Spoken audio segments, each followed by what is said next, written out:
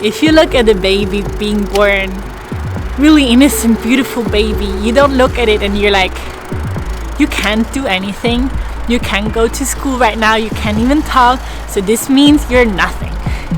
You're not, right? You look at it and you think it's beautiful, it's a human being, it's perfect, just how it is. I mean, even you look at it and you think, wow, that's a beautiful being in front of me, and you don't think, what does it do? So that's something you really have to think about. There's something you really have to get in your heart. Hey, welcome to the enneagram. I am Elena, and this is your free life coaching channel where you get positive content for your mind, body and soul with the help of the enneagram, of course. So I have studied the enneagram in the last 4 years. So 4 years ago, right after I met my boyfriend, I went into a one-on-one training in the enneagram with an enneagram teacher that has written a book on it, and is very well known in Italy for the enneagram.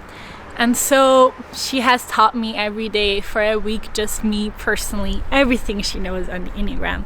And after that, I've talked to my boyfriend for 4 years every day about just on the topic of the enneagram. That's just something we've started to see the world through. Additionally to that, I'm a meditation teacher. I work as a gym instructor and doing a nutrition. I'm studying nutrition as well at the moment, personal training.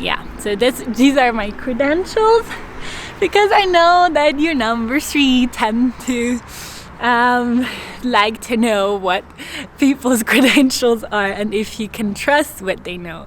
So that was mine. You're welcome. So here we go into what you can do as a number 3 to stay healthy in this corona crisis, and maybe even strive in it. I don't mean in death or in all this really bad stuff that's happening. I mean at home in quarantine time when you're alone, to learn how to be with that, to learn how to be with the fear, to cope with the fear, and after this crisis rise stronger than you were before, because you've learned so much from it. And that's something you do like, don't you? Learning things.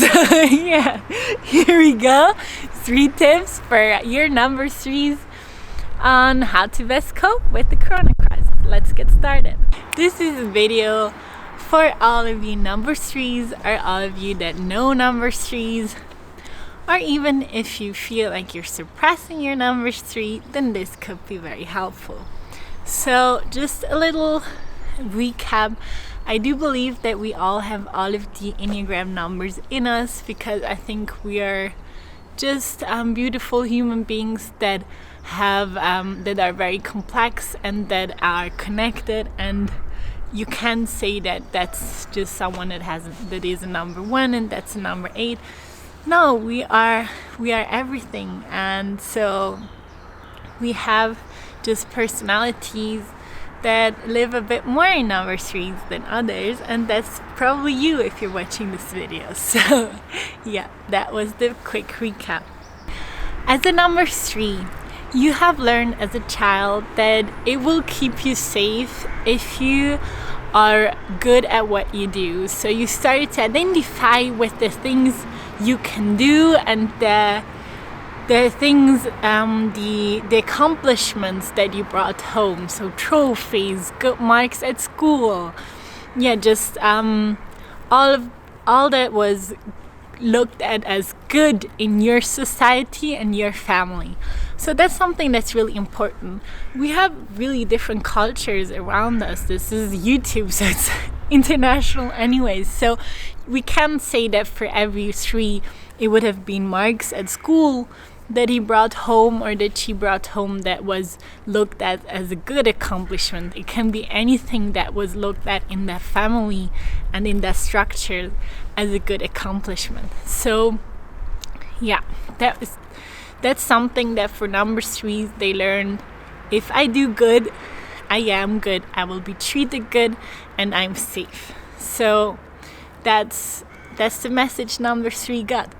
So for you, the healing message would be that you are enough, that just you as a human being are enough, that you don't need to have all these accomplishments that make you better, but that you are good. If you look at a baby being born, as a human being, really innocent, beautiful baby, you don't look at it and you're like, you can't do anything, you can't go to school right now, you can't even talk, so this means you're nothing.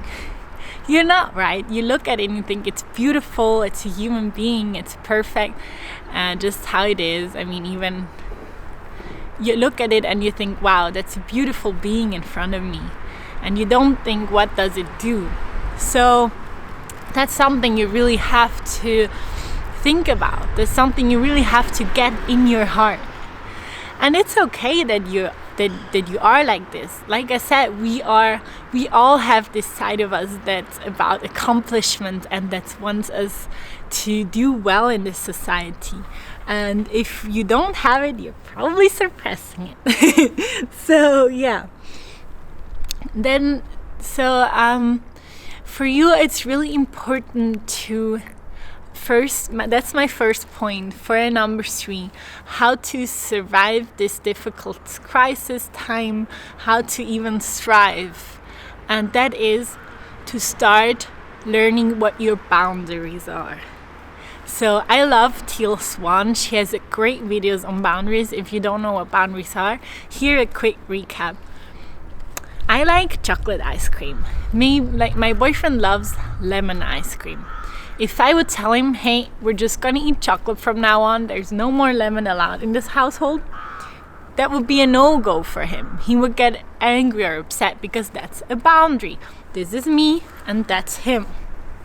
So boundary, me, him. I like chocolate, he likes lemon. And that's something that for you is really important to learn, because as a 3, you not only learn that you are what you do, but you also learn that if you just start so in the process of trying to accomplish the things that your family or society deems as worthy and as accomplishments, you automatically start to adapt yourself to your environment and society, which gives you this chameleon-like personality where you start to kind of switch, be more similar to the person you're around. So usually people also say about you that you change depending on who you are in a relationship with, that you adapt your personality to be more similar to that person that you're in a relationship with. So that's something as a 3 you really have to learn. What is you? What do you like? What do you not like? Just start writing down during the day when you realize, oh, that's me, I like this. Oh, I don't like this, that's not me. You have to find things that are really just yours, that are your preferences, and so that you know your boundaries better. And then you won't let people always go into your boundaries and over your boundaries and not realizing that. So, number 1 tip, learn your boundaries and stick to them. So, second tip on how to move into a healthy number 3 is to go even deeper than just boundaries. So the boundaries is still your ego. It's still what does your ego like? What does your ego not like? But there's a stage that's even deeper than that. That's your soul level, your spirit level. I don't know. You can use whatever term you want, but that's that voice. Then when you meditate and you hear your thoughts, you realize that you're not only your thoughts, but you're also the one observing your thoughts. So I'm talking about that stage where you are observing your thoughts. That stage that's even deeper than your boundaries. That's really in a very just on the deepest level. Who are you? And that's something that will probably stay with you throughout your whole life, to learn who you are in that really deep level. So for that, it would be really important for you if you could meditate. It would be really important if you could meditate and learn how to go into that really deep state where you're not just your thoughts, but where you are also the one observing your thoughts. And if you could even go into the observer, and in that stage you will feel so much love and connection to everything around you. And there, in that stage, you realize that no matter what happens, you will be okay. And that stage is amazing and beautiful, and that's where the really, really strong stuff happens. That's where you get really strong in the beliefs who you are, not just on an ego level, but on a really powerful, deep, connected, loving level, where you feel the love you have for your surroundings, for everything that's around you. Because for number 3, emotions are something that's very difficult to feel, because you learn that to stay safe you have to be what you do, and that's not a very emotional state. So you learn that your emotions are not the thing that people appreciate you for, but what you do is the things that people appreciate you for. So you started to suppress your emotions and to always run to new accomplishments instead of staying still and feeling what's going on in you right now.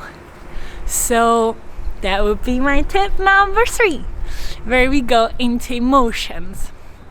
So I am a number 7, and I tend to only feel the good emotions. So we are similar in that regard, that you I like my I like my positive emotions. I don't really like the negative ones, but they're as important because they're your guidelines to if you're okay right now, or if you have to change, or if even when someone has. I only know this afterwards if someone has trespassed my boundaries, because I don't feel well afterwards. So emotions are really important. So go through your day and write down how you feel. Start going into them. Try to really feel them. Maybe movies could help you. Sad movies to feel the emotions. So yeah, that was my 3rd tip for you. Go into your emotions and feel them. Really feel them. So then you have this complete. With these 3 tips, you realize, what's my ego? What's my soul? What's the connection I have to everything? And then your guiding system is your emotions. Then realize you're not just your emotions, and your emotions are just a guideline, a guiding system. So that's the 3rd very important tip for you, to learn and feel your emotions.